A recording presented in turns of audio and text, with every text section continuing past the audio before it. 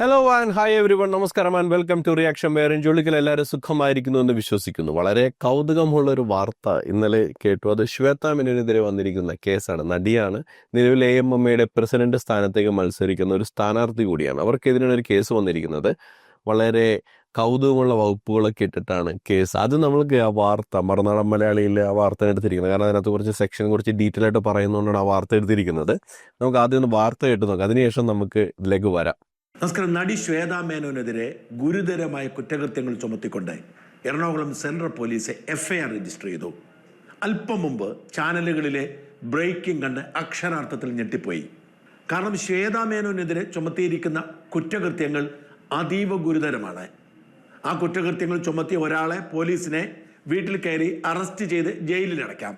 പ്രത്യേകിച്ച് IT act 67A, അതായത് സമൂഹത്തെ വഴിതെറ്റിക്കുക എന്ന ലക്ഷ്യത്തിൽ അശ്ലീലത റെക്കോർഡ് ചെയ്ത് സമൂഹത്തിലൂടെ പ്രചരിപ്പിച്ചാൽ ചുമത്തുന്ന കുറ്റകൃത്യമാണ് IT ആക്ട് 67A. മാത്രമല്ല 1956 ഇമ്മോറൽ ട്രാഫിക് പ്രിവെൻഷൻ ആക്ടിലെ 3ഉം 5ഉം വകുപ്പുകൾ ചുമത്തിയിട്ടുണ്ട്. അത് വേശ്യാവൃത്തി നടത്തുക, വേശ്യാവൃത്തിക്ക് പ്രേരിപ്പിക്കുക, വേശ്യാവൃത്തിക്ക് വേണ്ടി ആളെ റിക്രൂട്ട് ചെയ്യുക തുടങ്ങിയ കുറ്റകൃത്യങ്ങളാണ്. എന്ന് വെച്ചാൽ നടി ശ്വേത മേനോൻ വേശ്യാവൃത്തി നടത്തുന്നു, വേശ്യാലയം നടത്തുന്നു, നഗ്നത പ്രദർശിപ്പിക്കുന്നു, തന്റെ നഗ്നത സാമ്പത്തിക ലാഭത്തിന് വേണ്ടി വിൽക്കുന്നു തുടങ്ങിയ ഗുരുതരമായ കുറ്റകൃത്യങ്ങൾ. ഇതൊക്കെയാണ് നടി ശ്വേതയ്ക്കെതിരെ ഇട്ടിരിക്കുന്ന കേസുകൾ. ഇതിനാസ്പദമായിട്ടുള്ള സിനിമകളാണ് അതിലും വലിയ കോമഡി. കളിമണ്ണ് എന്ന് പറയുന്ന സിനിമ, രതി നിർവേദം പിന്നെ എന്നൊക്കെ പറയാൻ കുറച്ചും കൂടി അഡൾട്ട് കണ്ടന്റ് മൂവിയാണെന്ന് പറയാം. പിന്നെ നഗ്നതാ പ്രദർശനം, അത് ഞാനിതുവരെ കണ്ടിട്ടില്ല കേട്ടോ. ശ്വേത മേനോന്റെ നഗ്നതാ പ്രദർശനമൊന്നും സിനിമയിൽ കണ്ടിട്ടുണ്ട്. പരമാവധി കണ്ടിട്ടുള്ളത് ഇപ്പോൾ പാലരിവാണിക്യം എന്ന സിനിമയിലായാലും രതി നിർവേദം എന്ന സിനിമയിലും പരമാവധി നമ്മൾ കണ്ടിട്ടുള്ളത് കുറച്ചും കൂടി ഇറങ്ങിയ രീതിയിലിട്ടിരിക്കുന്ന ബ്ലൗസ്, അല്ലെങ്കിൽ കുറച്ചും കൂടി അവരുടെ വയറു ഭാഗം കാണാവുന്ന രീതിയിലുള്ള സംഭവം, ഇതൊക്കെയാണ് പരമാവധി കണ്ടിട്ടുള്ളത്. പിന്നെ കാമസൂത്രയുടെ ഒരു പരസ്യം, കാമസൂത്ര എന്ന് പറയുന്ന ഒരു കോണ്ടമാണ്, KS എന്ന് പറയുന്ന കോണ്ടം, ഗർഭനിരോധനം, അതിന്റെ ഒരു അഡ്വർടൈസ്മെന്റ്, ഇതൊക്കെയാണ് ഇവർ എടുത്തു വെച്ചിട്ട് കേസായിട്ട് കൊടുത്തിരിക്കുന്ന ഈ വിദ്വാൻ. അപ്പോൾ ഈ വിദ്വാൻ സംസാരിക്കുന്നതിന് കേൾപ്പിച്ച അതിനു മുന്നേ പ്രേക്ഷകരുടെ ചോദ്യം, നമ്മളുടെ കേന്ദ്ര സർക്കാർ അല്ലെങ്കിൽ നമ്മുടെ രാജ്യത്ത് നിലവിലുള്ള ഒരു സംവിധാനമാണ് സെൻസർ ബോർഡ്. ഇതിലൊക്കെ സെൻസർ ചെയ്ത് കഴിഞ്ഞ് ടെലികാസ്റ്റ് ചെയ്യപ്പെടുന്ന ഒരു സംഭവം, അതിലെ കാര്യങ്ങൾ ചൂണ്ടിക്കാണിച്ചിട്ട് ഒരാൾ കേസ് കൊടുക്കുന്നു എന്ന് പറയുമ്പോൾ നിങ്ങളുടെ മനസ്സിൽ ആദ്യം വരുന്ന ചിന്ത എന്നാണ്. അതൊന്ന് കമൻ്റായിട്ട് രേഖപ്പെടുത്തുക. എനിക്കിത് വൻ കോമഡി ആയിട്ടെന്ന് തോന്നി. അതിൻ്റെ പിന്നിൽ ചില ഗൂഢലക്ഷ്യങ്ങളുണ്ട്, അതിനെക്കുറിച്ച് സംസാരിക്കാം. അതിനു മുന്നേ നമ്മൾക്ക് ഈ വിദ്വാൻ പറഞ്ഞ എക്സ്പ്ലനേഷൻസ് ഒന്ന് കേട്ടു നോക്കാം. അതായത് ഇനിയും ഞാൻ പൈസ കിട്ടിക്കഴിഞ്ഞാൽ ഇനി ഞാൻ ഇത്തരത്തിലുള്ള സെക്സ്വൽ എക്സ്പ്ലിറ്റ് ആയിട്ടുള്ള വീഡിയോസുകൾ ചെയ്യുമെന്ന് അവർ പറയുന്നുണ്ട്. അപ്പോൾ അത് നിയമവിരുദ്ധം തന്നെയാണ്. കാരണം അവർ പണം കിട്ടിക്കഴിഞ്ഞാൽ സെക്സ്വൽ ആയിട്ടുള്ള എന്ത് ചെയ്യുമെന്ന് പറയുന്നത് തന്നെ നമ്മുടെ ഇന്ത്യൻ ഭരണഘടന പ്രകാരം അല്ലെങ്കിൽ ഇന്ത്യൻ നിയമവ്യവസ്ഥ പ്രകാരം അത് തെറ്റ് തന്നെയാണ്. ശ്വേത മേനോനെതിരെ കൊടുത്തിരിക്കുന്ന ഒരു പരാതി എന്ന് പറയുന്നത്, ഞാൻ ആദ്യമേ തന്നെ പറയാം, ഞാൻ ഇവിടെ എൻ്റെ സുഹൃത്തുക്കളായിട്ടുള്ള മാധ്യമപ്രവർത്തകർ ചോദിച്ചിരുന്നത് അമ്മ പ്രസിഡന്റ് സ്ഥാനത്തേക്ക് മത്സരിക്കുന്നതുകൊണ്ടാണോ? ഒരിക്കലുമല്ല. ഞാൻ മാർച്ച് മാസം 3-ാം തീയതി ആണ് 17-ാം തീയതിയാണ് ഞാൻ സെൻട്രൽ സ്റ്റേഷനിൽ ഇവർക്കെതിരെ ഒരു പരാതി കൊടുക്കുന്നത്. അതിനുശേഷം ഞാൻ കമ്മീഷണർക്ക് പരാതി കൊടുത്തു.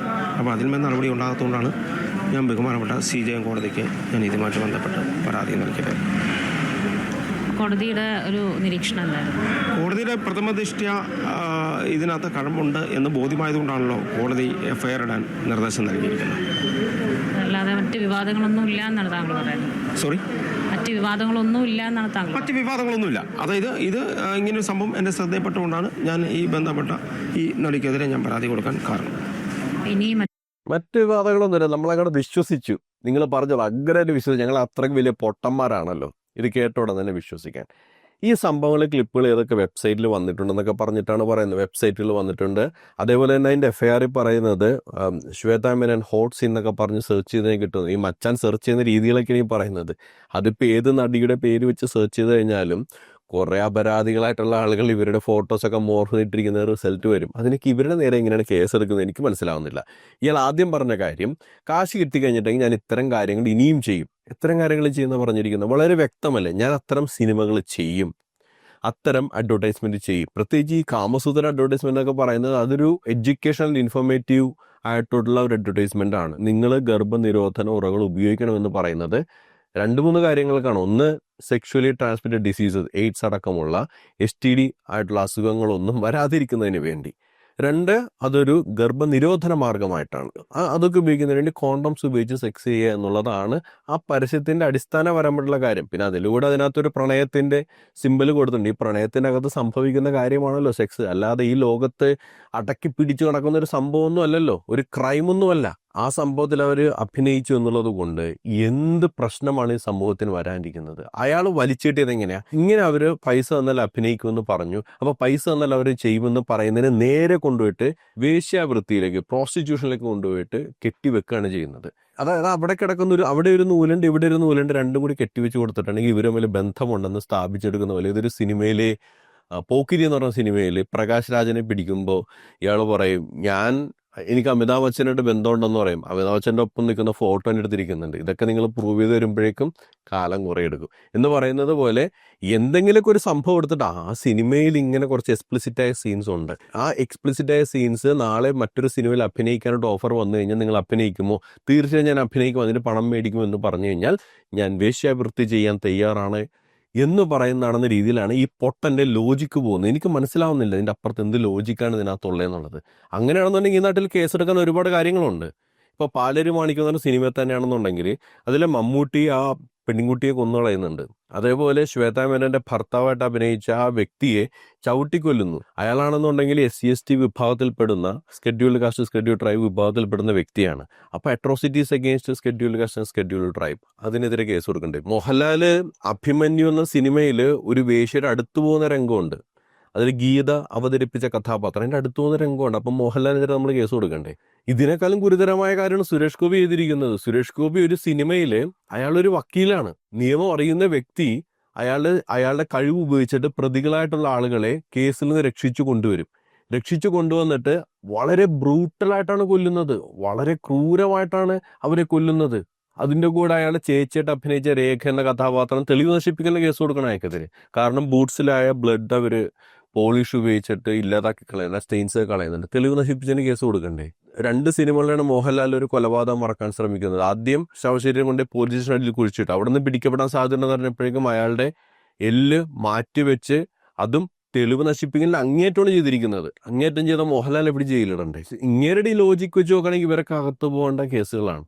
ഒറ്റ ആൾ സിനിമയിൽ ഉണ്ടാവില്ല, എല്ലാവരും അകത്തുണ്ട്. ഒരുമാരപ്പെട്ട എല്ലാ ആളുകളും സിനിമയിൽ എന്തെങ്കിലുമൊക്കെ ക്രൈം ചെയ്തിട്ടുണ്ട്. ഇപ്പൊ TJ രവിയൊക്കെ പുറത്തിറങ്ങാൻ പോലും പറ്റൂല അവർക്കൊന്നും. എത്രയോ കാലങ്ങളായിട്ട് ഇതുണ്ട്. പണ്ടുള്ള നടിമാര് ശാരദ ജയഭാരതി മുതൽ ഇങ്ങോട്ടുള്ള കുറെ നടിമാരെയൊക്കെ അവര് ബലാത്സംഗം അടക്കമുള്ള കേസ് അവർക്ക് എതിരെടുക്കണം. ഇതൊക്കെയൊന്നും അല്ല ഇതിന് പിന്നിലുള്ള കാര്യമെന്ന് നമ്മൾക്ക് എല്ലാവർക്കും അറിയാം. ഇപ്പൊ ഇദ്ദേഹം ഒരു ഡേറ്റ് പറയുന്നുണ്ട്, March 16.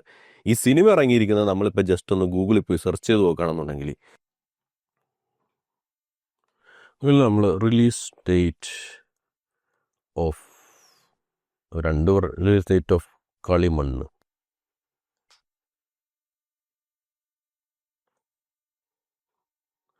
ഇത് 2013 ഓഗസ്റ്റ് 22 ഈ സിനിമ റിലീസായിരിക്കുന്നത്. ഇനി മറ്റൊരു സിനിമയാണ് രതി നിർവേദം. രതി നിർവേദത്തിൻ്റെയാണ് ആവേശം തന്നെ കാണിച്ചിരിക്കുന്നത്. 1978 ഈ സിനിമ ഇറങ്ങിയിട്ടുണ്ട്. അന്നേരം ജയഭാരതിയാണ് അഭിനയിച്ചത്. ഇത് 2011 മെയ്യിൽ ഇറങ്ങിയ സിനിമയാണ്. അപ്പോൾ ഈ 2 സിനിമകൾ ഇറങ്ങിയിട്ട് എത്ര വർഷങ്ങളായി? ഇപ്പോഴാണ് ഇയാളെ തലക്കകത്ത് ബോധം വീണത്. അയാൾ പറഞ്ഞൊരു സംഭവം വെച്ചാൽ ഇപ്പോൾ ലേറ്റസ്റ്റ് ആയിട്ട് ഈ നിയമം അപ്ഡേറ്റ് ചെയ്യപ്പെട്ടുകൊണ്ടിരിക്കുകയാണ്. ശരിയാണ്, അപ്ഡേറ്റ് ചെയ്യപ്പെടുന്നുണ്ട്. ഇപ്പം നേരത്തെ വെബ് സീരീസ് എന്ന് പറയുന്ന സംഭവം സ്വതന്ത്രമായിട്ട് റിലീസ് ചെയ്തിരുന്നതാണ്. ഇപ്പോൾ വെബ് സീരീസുകളും സെൻസർ ബോർഡിന് കീഴിൽ പോകണമെന്ന് പറയുന്നത് അങ്ങനെ അപ്ഡേറ്റ് ചെയ്തുകൊണ്ടിരിക്കപ്പെടും. പക്ഷെ എവിടെയെങ്കിലും ആ അമെൻമെന്റിൽ എവിടെയെങ്കിലും സിനിമയിൽ അവരങ്ങനെ അഭിനയിച്ചു എന്നുള്ളത് കൊണ്ട് വേശ്യാവൃത്തിയെ പിന്തുണയ്ക്കുന്നു അല്ലെങ്കിൽ വേശ്യാവൃത്തി ചെയ്യും എന്ന് എഴുതി വെച്ചിട്ടുണ്ടോ? ഒരു കോപ്പുമില്ല. അപ്പം ഇതൊരു ഫാബ്രിക്കേറ്റഡ് ആണ് കേസാണ്. 2011 2013 ഇറങ്ങിയിരിക്കുന്ന ഒരു സിനിമ, അല്ലെങ്കിൽ അതിക്ക് മുന്നേ ഞാനൊക്കെ 7-8 പഠിക്കുമ്പോഴെന്ന് തോന്നി കാമസൂത്രയുടെ പരസ്യമുള്ളത്. അന്തക്കാലത്ത് ഇറങ്ങിയ പരസ്യത്തിനാണ് ഇന്ന കാലത്ത് പുള്ളി ഇപ്പോൾ കേസൊക്കെ ഇട്ട് ഇറങ്ങിയിരിക്കുന്നത്. എന്താ ഞാൻ പറയുക? എന്നിട്ട് ഞാനിത് കേസ് മാർച്ച് കൊടുത്തിരിക്കുകയാണ്. മാർച്ച് കൊടുക്കാൻ കാരണമുണ്ടെന്നേ എന്ന് വെച്ചിട്ടുണ്ടെങ്കിൽ ഇപ്പോൾ AMMയുടെ തെരഞ്ഞെടുപ്പ് നമുക്കറിയാം. മിക്കവാറും ഹേമ കമ്മിറ്റി റിപ്പോർട്ടിന് ശേഷം AMMA എന്ന് പറയുന്ന സംഭവത്തിന് നേതൃസ്ഥാനത്ത് ചോദ്യം ചെയ്തുകൊണ്ട് ഒരുപാട് കാര്യങ്ങൾ വന്നിരുന്നു. അന്ന് നേതൃസ്ഥാനത്തുള്ള പലരും രാജിവെക്കുന്നുണ്ട്. പ്രത്യേകിച്ച് സിദ്ദിഖ് രാജിവെച്ചു. കാരണം സിദ്ദിഖിനെതിരെ കേസ് വന്നു. ജനറൽ സെക്രട്ടറി എന്ന പുള്ളി രാജിവെച്ചു. ബാബുരാജ് പിന്നീട് ജനറൽ സെക്രട്ടറി മാറി. പിന്നീട് ബാബുരാജിനെതിരെ തന്നെ കേസ് വരുന്നു. അപ്പോൾ പുള്ളി രാജിവെക്കാൻ തയ്യാറായില്ല. അങ്ങനെയുള്ളൊരു ചർച്ചയിൽ ഒരു മൊത്തം അന്നേരമുള്ള ആളുകളൊക്കെ രാജിവെച്ചിട്ടാണ് ഒരു അഡ്ഹോ കമ്മിറ്റി വരുന്നത്. ഈ അഡ്ഹോ കമ്മിറ്റി റീസെൻ്റ് ആയിട്ട് ഇലക്ഷൻ പ്രഖ്യാപിച്ചു. റീസെൻ്റ് ആയിട്ട് ഇലക്ഷൻ പ്രഖ്യാപിക്കുന്ന സമയത്ത് തന്നെ ചർച്ചകൾ നടക്കുന്നുണ്ടാവും, ആരൊക്കെ വരും, ആരൊക്കെ. ഒരു സാധാരണ നാട്ടിൽ നടക്കുന്ന ക്ലബ്ബ് തെരഞ്ഞെടുപ്പിൽ പോലും അടുത്ത വർഷം പ്രസിഡന്റ് ആകാൻ പോകുന്ന ഇവനാണ് എന്ന രീതിയിലൊക്കെ ചർച്ചകൾ നടക്കാറുണ്ട്. അപ്പോൾ തീർച്ചയായിട്ടും ശ്വേതാ മേനോൻ വരും. അതുപോലെ ബാബുരാജിനെതിരെ ആഞ്ഞടിച്ചിട്ടുള്ള ഒരു വ്യക്തിയാണ് ശ്വേതാ മേനോൻ. നിങ്ങൾക്ക് ഓർമ്മയുണ്ടോന്ന് അറിയില്ല, അന്ന് ഈ ബാബുരാജിനെതിരെ കേസ് വന്നപ്പോൾ ശ്വേതാ മേനോൻ വളരെ സ്പെസിഫിക് ആയിട്ട് പറഞ്ഞിരുന്നു, ബാബുരാജ് ഇതിൽ നിന്ന് രാജിവെച്ച് മാറി നിൽക്കണം എന്ന് പറഞ്ഞിരുന്നു. അപ്പോൾ ബാബുരാജ് വീണ്ടും ജനറൽ സെക്രട്ടറി സ്ഥാനത്തേക്ക് മത്സരിക്കുന്നു എന്ന് പറയുമ്പോൾ അതിൽ തന്നെ MMA ആൾക്കാർക്ക് എതിർപ്പുണ്ടാവും. അത് നേരത്തെ തന്നെ ആ ചർച്ചകൾ തുടങ്ങിയിട്ടുണ്ടാവും. പിന്നെ അതല്ലാതെ തന്നെ വിജയരാഘവനാവും, കുഞ്ചാക്കോവനാവും എന്നൊക്കെ പറഞ്ഞ് ചർച്ച നടക്കുന്നുണ്ടായിരുന്നു. പക്ഷെ അവസാനം എത്തിയത് ആരൊക്കെയാണ്? ജഗദീഷ്, ശ്വേതാ മേനോൻ, ദേവൻ. ഇതിൽ ജഗദീഷ് എന്ന് പറയുന്ന വ്യക്തിയും ശ്വേതാ മേനോൻ എന്ന് പറയുന്നത് ഇപ്പം ഞാൻ മനസ്സിലാക്കുന്നത്, ഈ ഒരു കേസ് കണ്ടപ്പോൾ ഞാൻ മനസ്സിലാക്കുന്നത് ശ്വേതാ മേനോൻ ഈ പറയുന്ന ആളുകൾക്കൊന്നും അത്ര പിടിച്ചിട്ടുള്ള ഒരാളല്ല. ഒരുപക്ഷെ ഇതുപോലുള്ള സമാനമായ സാഹചര്യങ്ങൾ വരുമ്പോൾ തുറന്നടിച്ച് സംസാരിക്കാൻ സാധ്യതയുള്ള ഒരു വ്യക്തിയാണെന്ന് തോന്നിയത് കൊണ്ടാകാം ഇപ്പോൾ ഇവരെ ഒതുക്കാൻ ശ്രമിക്കുന്നത്. പക്ഷെ ജഗദീഷ് ഒതുക്കിയത് വളരെ രസകരമായ ഒരു റീസൺ പറഞ്ഞിട്ടാ. AMMയിലേക്ക് ഒരു സ്ത്രീ നേതൃത്വം വരണം. അത് ഗണേഷ് കുമാർ അടക്കമുള്ള ആളുകൾ പറഞ്ഞു. അങ്ങനെ ഒരു റീസൺ പറഞ്ഞിട്ടാണ് പ്രധാനപ്പെട്ട നടന്മാരായ മമ്മൂട്ടി, മോഹൻലാൽ, സുരേഷ് ഗോപിയൊക്കെ സംസാരിച്ചെന്നാണ് പറയുന്നത്. അവരൊക്കെ സംസാരിച്ചിട്ട് ജഗദീഷ് പിന്മാറുന്നത്. ആ ഒരു സംഭവം നടന്നപ്പോൾ തന്നെ ഞാനൊരു റിയാക്ഷൻ വീഡിയോ ചെയ്തിരുന്നു. അതിൽ ഞാൻ പറഞ്ഞിരുന്നു, അത്രയ്ക്ക് വലിയ ധാർമ്മികതയൊക്കെ AMMയ്ക്ക് ഉണ്ടോ? AMMയ്ക്ക് ഇത്രയും വലിയ സ്ത്രീപക്ഷ സമീപനമോ? എനിക്കത് കേട്ടപ്പോൾ ചിരിയാണ് വന്നത്. വിശ്വസിക്കാൻ പറ്റാത്തൊരു, ഇപ്പം ഈ കേസ് കൊടുത്തെന്ന് കേൾക്കുമ്പോൾ തോന്നുന്ന പോലെ വിശ്വസിക്കാൻ പറ്റാത്തൊരു കാര്യമായിരുന്നു AMMയ്ക്ക് സ്ത്രീപക്ഷ ചിന്ത എന്ന് പറഞ്ഞപ്പോൾ എനിക്ക് തോന്നിയത്. അത്ര വലിയ സ്ത്രീപക്ഷ ചിന്തയൊന്നും നമ്മൾ കണ്ടിട്ടില്ല പല വിഷയങ്ങളിലും. ആ ഒരു സ്ത്രീക്ക് തന്നെ മത്സരിക്കുന്നത് ശരിയല്ല എന്ന് പറഞ്ഞിട്ട് ഒരു സ്ത്രീ നേതൃത്വം വരട്ടെ എന്ന രീതിയിലാണ് ജഗദീഷ് മാറുന്നത്. പിന്നെയുള്ള മത്സരം ദേവനും ശ്വേതയും തമ്മിലാണ്. ഇതിൽ ദേവൻ പിന്മാറിയിട്ടില്ല. ദേവൻ ഒരു പ്രസ് മീറ്റൊക്കെ നടത്തിയിട്ടുണ്ടായിരുന്നു, കുറേ കാര്യങ്ങളൊക്കെ വിശദീകരിച്ച് ഒരു പ്രസ് മീറ്റ് നടത്തിയിട്ടുണ്ട്. എന്നെ സംബന്ധിച്ചിടത്തോളം ജഗദീഷും പിന്മാറിയത് ശരിയല്ല എന്നാണ് ഞാൻ പറയുന്നത്. മത്സരിക്കുന്ന ഒരു ജനാധിപത്യ സംവിധാനം പോലെ മത്സരിച്ച് ജയിക്കുക എന്നുള്ളതാണ് പ്രധാനപ്പെട്ട കാര്യം. അല്ലാതെ ഒരാളാകട്ടെ എന്ന് പറഞ്ഞിട്ട് മറ്റയാൾ പിന്മാറലല്ല. എന്തായാലും അതിൽ പിന്മാറി, ഇനി പറഞ്ഞിട്ട് കാര്യമില്ല. മത്സരം ദേവനും ശ്വേതയും തമ്മിലാണ്. അപ്പോൾ എനിക്ക് തോന്നുന്നു ഇപ്പോൾ അടുത്തയാൾ ഇറക്കിയിരിക്കുന്നത് ശ്വേത ഇതിൽ നിന്ന് പുറത്താക്കണം. ശ്വേതയെ പുറത്താക്കാൻ പറ്റിയ ഒരു സംഭവമായിട്ടാണ് ഈ കേസ് വരുന്നത്.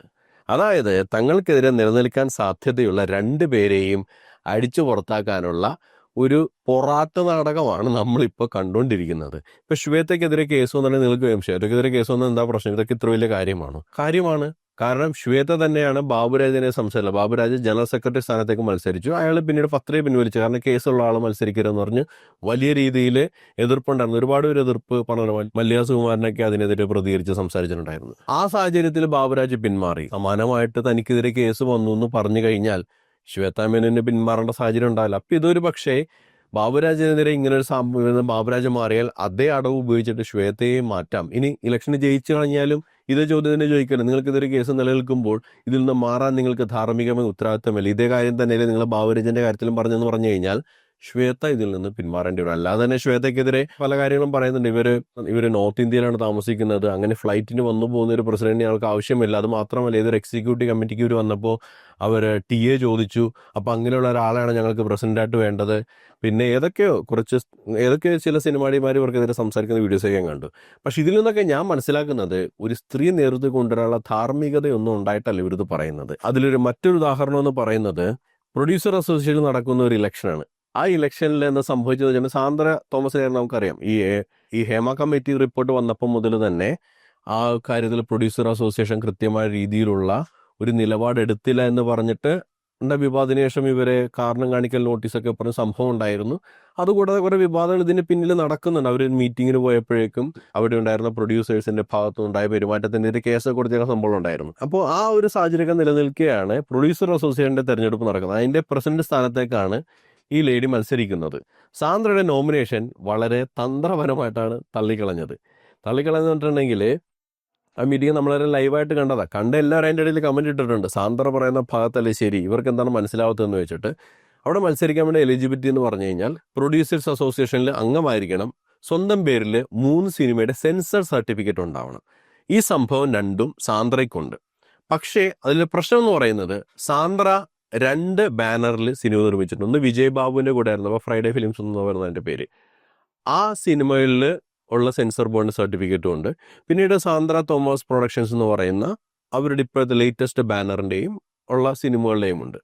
അപ്പം ഇവർ തമ്മിലൊരു പ്രശ്നമുണ്ടായ സമയത്ത്, അതായത് വിജയ് ബാബുവിന്റെ പ്രശ്നം ഉണ്ടായ സമയത്ത് വിജയ് ബാബുവിന്റെ ഒപ്പം ചെയ്ത സിനിമകളിലേക്കുള്ള ഓണർഷിപ്പ് വിജയ് ബാബുവിന് കൊടുത്തു എന്ന രീതിയിലൊരു എഗ്രിമെന്റ് ഇവരുടെ ഇടയിലുണ്ട്. അപ്പോൾ ആ സാഹചര്യത്തിൽ പുതിയ ബാനറിലെ സിനിമകൾ മാത്രമേ എടുക്കുന്ന രീതിയിലാണ് പ്രൊഡ്യൂസർ അസോസിയേഷൻ ഇവരുടെ നാമനിർദ്ദേശ പത്രിക തള്ളിയത്. പക്ഷേ വിജയ് ബാബുവിന്റെ കൂടെ നിർമ്മിച്ച സിനിമയിലായാലും ഇവരുടെ പ്രൊഡക്ഷൻ സിനിമയിലായാലും സെൻസർ സർട്ടിഫിക്കറ്റ് എല്ലാം സാന്ദ്രയുടെ പേരിൽ തന്നെയുള്ളത്. അപ്പോൾ ആ കാര്യത്തിൽ ഇവരെ തള്ളേണ്ട ആവശ്യമില്ല. പക്ഷെ അവര് തള്ളിയെന്ന് മാത്രമല്ല, ആ ഒരു മീറ്റിങ്ങിന്റെ വീഡിയോ നിങ്ങൾ കാണണം.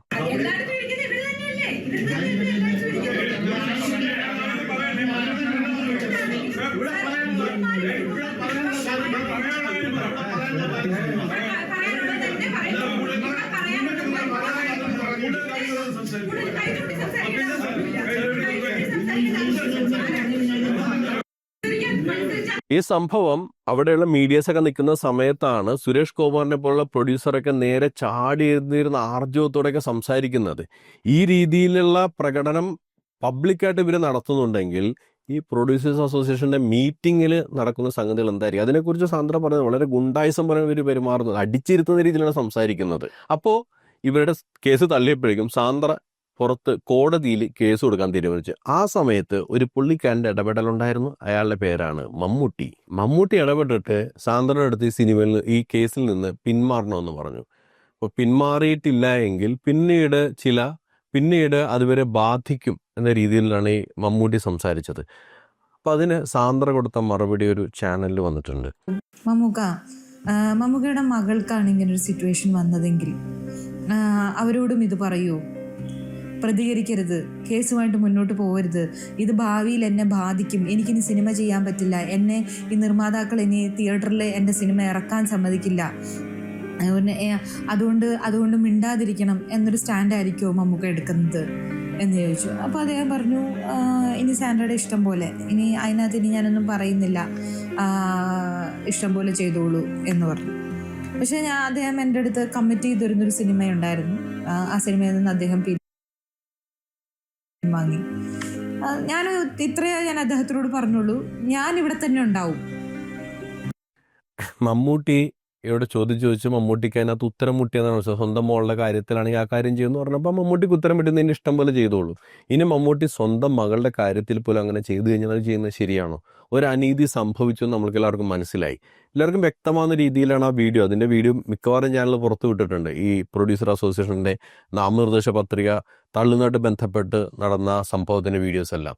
അത് കണ്ട് എല്ലാവർക്കും അറിയാം ആരുടെ ഭാഗത്താണ് നീതി, ആരുടെ ഭാഗത്താണ് അനീതി എന്നുള്ളത്.